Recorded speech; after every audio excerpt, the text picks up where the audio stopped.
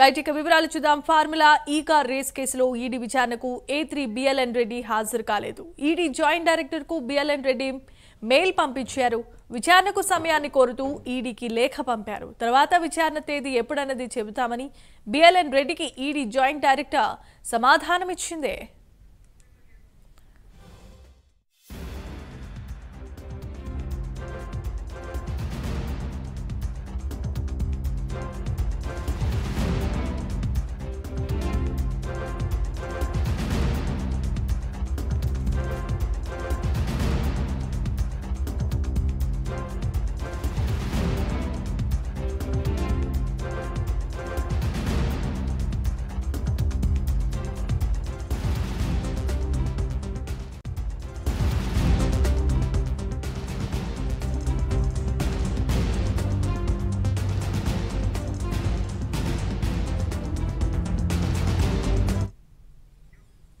Right ఇక formula ఈ car race కి సంబంధించి A3 నిందితుడిగా ఉన్న బిఎల్ఎన్ రెడ్డి గైర్హాజరైనట్లుగా తెలుస్తోంది.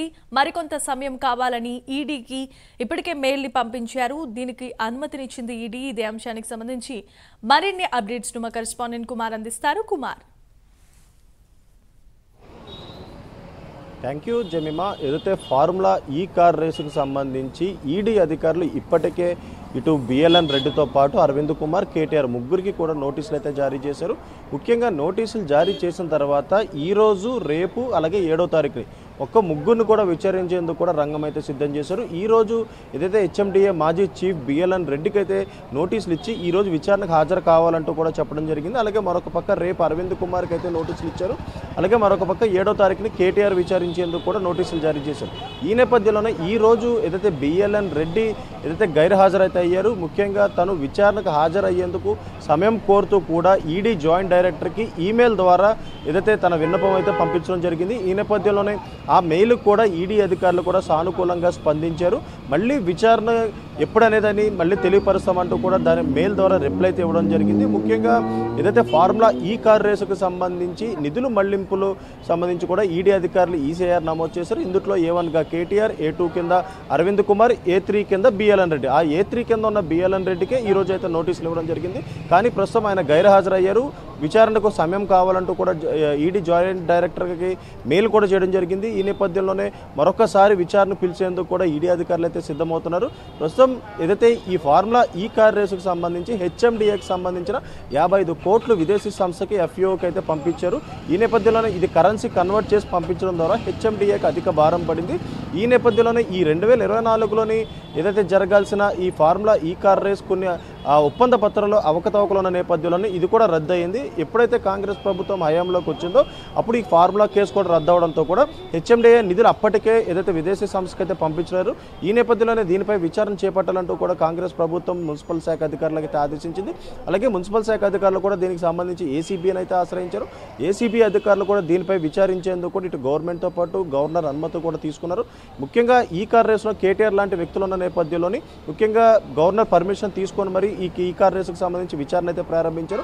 ముఖ్యంగా ఏసీబీ అధికారుల దగ్గర ఉన్న కొన్ని ప్రాథమిక ఆధారాల నేపథ్యంలోని ఏదైతే ఎఫ్ఐఆర్ నమోదు చేశారో ఇందులో కూడా ఏసీబీ నమోదు చేసిన ఎఫ్ఐఆర్లో కూడా A1 కింద కేటీఆర్, A2 కింద అరవింద్ కుమార్, A3 కింద బిఎల్ఎన్ రెడ్డి పేర్లు అయితే చేర్చారు. ఈ నేపథ్యంలోనే ఎప్పుడైతే ఏసీబీ అధికారులు కేసు అయితే నమోదు చేశారు ఇమీడియట్గా కేటీఆర్ కూడా హైకోర్టును ఆశ్రయించడం జరిగింది. హైకోర్టులో కూడా ప్రస్తుతం ముందస్తు బెయిల్ కూడా తెచ్చుకున్నారు. ప్రస్తుతం హైకోర్టులో కూడా డిసెంబర్ 31వ తారీఖున కూడా హైకోర్టులో విచారణ జరిగింది. అలాగే తీర్పు కూడా రిజర్వ్ చేయడం జరిగింది.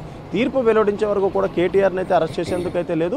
ఈ నేపథ్యంలోనే ఈడీ అధికారులు ముందుగా నోటీసులు జారీ చేశారు. ఎందుకంటే మనీ లాండరింగ్తో పాటు ఫెమా చట్టం ఉల్లంఘించారంటూ కూడా ఈసీఆర్ అయితే నమోదైంది. ఫెమా చట్టం ఉల్లంఘించిన దానికి సంబంధించి కూడా కొన్ని ఆధారాలు కూడా ఈడీ అధికారులు సేకరించారు. ఈ నేపథ్యంలో ముగ్గురికి నోటీసులు ఇచ్చారు. ముఖ్యంగా ఆర్బీఐ గైడ్ లైన్స్ పాటించకుండా ఏదైతే విదేశీ సంస్థకి కరెన్సీ కన్వర్ట్ చేస్తూ కూడా అమౌంట్ ఎలా పంపించారనే కోణంలో విచారించేందుకే వీళ్ళ ముగ్గురికి నోటీసులు జారీ చేశారు. కానీ ఈ రోజు బిఎల్ఎన్ రెడ్డి మాత్రం గైర్హాజరయ్యారు. మరొకసారి నోటీసులు అయితే జారీ చేస్తారు. నోటీసులు జారీ చేసి ఖచ్చితంగా వీళ్ళైతే విచారిస్తారు. ముఖ్యంగా విచారించిన తర్వాత ఈ కేసులోని మనీ లాండరింగ్ జరిగిందా లేదా అనేది అయితే ప్రస్తుతం మనం వేచి చూడాల్సిన అవసరం అయితే ఉంది.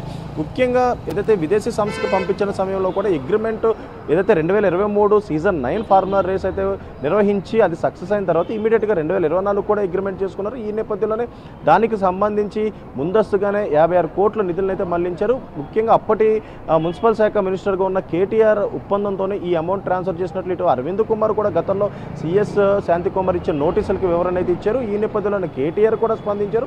ముఖ్యంగా ఈడీ కేసులు కావచ్చు, ఏసీబీ కేసులు కావచ్చు, వీటిల్లో ఎలాంటి నిజం లేదంటూ కూడా ఆయన అయితే కొట్టిపారేశారు. అసలు ఒక్క రూపాయి కూడా అవినీతి జరగలేదంటూ కూడా ఇటు కేటీఆర్ కూడా కొట్టిపారేశారు. ముఖ్యంగా ఈ కేసు కేవలం తనను జైల్లో వేసేందుకే కాంగ్రెస్ ప్రభుత్వం ఏదైతే ముందుకొచ్చి ఈ కేసు అయితే పెట్టిందంటూ కూడా కేటీఆర్ స్పష్టత ఇవ్వడం జరిగింది. ఇప్పుడు ఈరోజు ఏదైతే ముఖ్యంగా ఇప్పుడు దీనికి సంబంధించి ఏదైతే బిఎల్ రెడ్డి అయితే గైర్ హాజరయ్యారు, రేపు అరవింద్ కుమార్ కూడా హాజరవుతారో లేదో అనేది అయితే మనం చూడాల్సి ఉంది.